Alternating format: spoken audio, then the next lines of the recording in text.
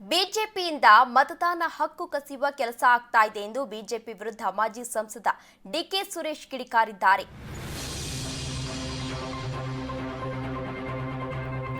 ಬಿಜೆಪಿಯಿಂದ ಮತದಾನ ಹಕ್ಕು ಕಸಿಯುವ ಕೆಲಸ ಆಗ್ತಾ ಇದೆ ಎಂದು ಬಿಜೆಪಿ ವಿರುದ್ಧ ಮಾಜಿ ಸಂಸದ ಡಿಕೆ ಸುರೇಶ್ ಕಿಡಿಕಾರಿದ್ದಾರೆ. ನಮ್ಮ ಧರಣಿಯಿಂದ ಬಿಜೆಪಿಯವರಿಗೆ ಯಾಕೆ ನೋವಾಗ್ತಾ ಇದೆ? ರಾಹುಲ್ ಪಾದಯಾತ್ರೆ ಬಗ್ಗೆ ಡಿಕೆ ಸುರೇಶ್ ಇದೀಗ ರಿಯಾಕ್ಟ್ ಮಾಡಿದ್ದಾರೆ. ಮತದಾರರ ಪಟ್ಟಿ ಪರಿಷ್ಕರಣೆ ಹೆಸರಲ್ಲಿ ಅಕ್ರಮ ಆಗಿದೆ, ಸಾಕ್ಷಿಯನ್ನ ಇಟ್ಕೊಂಡು ಹೋರಾಟವನ್ನ ರೂಪಿಸಲಾಗಿದೆ. ಸದಾಶಿವನಗರದಲ್ಲಿ ಬೊಮ್ಮಲ್ ಅಧ್ಯಕ್ಷ ಡಿಕೆ ಸುರೇಶ್ ಅವರು ಇದೀಗ ಮಾತನಾಡಿದ್ದಾರೆ. ರಾಹುಲ್ ಗಾಂಧಿ ಅವರು ಇದೀಗ ಪ್ರತಿಭಟನೆಯನ್ನು ನಡೆಸ್ತಾ ಇದ್ದಾರೆ. ಇದೇ ವಿಚಾರಕ್ಕೆ ಸಂಬಂಧಪಟ್ಟಂತೆ ಡಿಕೆ ಸುರೇಶ್ ಅವರು ಇದೀಗ ರಿಯಾಕ್ಟ್ ಮಾಡಿದ್ದಾರೆ. ಲೋಕಸಭಾ ಚುನಾವಣೆ ಸಂದರ್ಭದಲ್ಲಿ ಮತ ಎಣಿಕೆಯಲ್ಲಿ ಅಕ್ರಮ ಎಸಗಲಾಗಿದೆ, ಮತಗಳ್ಳತನ ಆಗಿದೆ ಎಂದು ರಾಹುಲ್ ಗಾಂಧಿ ಅವರು ಈಗಾಗಲೇ ಆರೋಪವನ್ನ ಮಾಡಿದ್ರು. ಅದಾದ ಬಳಿಕ ಇದೇ ತಿಂಗಳು 5ನೇ ತಾರೀಕು ಹೋರಾಟವನ್ನ ಮಾಡ್ತೇವೆ, ಬೆಂಗಳೂರಿನಿಂದಲೇ ಕೂಡ ಈ ಹೋರಾಟವನ್ನ ಆರಂಭ ಮಾಡ್ತೇವೆ ಅಂತ ರಾಹುಲ್ ಗಾಂಧಿ ಅವರು ಹೇಳಿದ್ರು.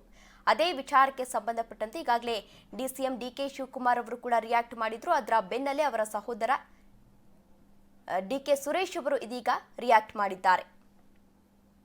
ಅವರಿರೋದೇ ಇಲ್ಲ ವೋಟ್ಗಳಲ್ಲಿ. ಕೆಲವೊಮ್ಮೆ ಏಜೆನ್ಸಿಯವರು ನಡೆಸಿದಂಥ ಏನು ಒಂದು ಅವಾಂತರಗಳಿದೆ, ಅದೆಲ್ಲವನ್ನ ಕೂಡ ಇವತ್ತು ಗಮನಿಸಿದಾಗ ಭಾರತೀಯ ಜನತಾ ಪಕ್ಷ ಮತದಾರರ ಪಟ್ಟಿಯ ಮೇಲೆ ಕಣ್ಣಿಟ್ಟು ಚುನಾವಣೆಯನ್ನ ಹಿಡಿತದಲ್ಲಿಟ್ಕೊಳ್ಳುವಂಥ ಕೆಲಸ ಮಾಡ್ತಾ ಇದೆ. ಆ ಒಂದು ನಿಟ್ಟಿನಲ್ಲಿ 5ನೇ ತಾರೀಕು ರಾಹುಲ್ ಗಾಂಧಿ ಅವರ ನೇತೃತ್ವದಲ್ಲಿ ನಾವು ಮಾಡ್ತಾ ಇದ್ದೇವೆ.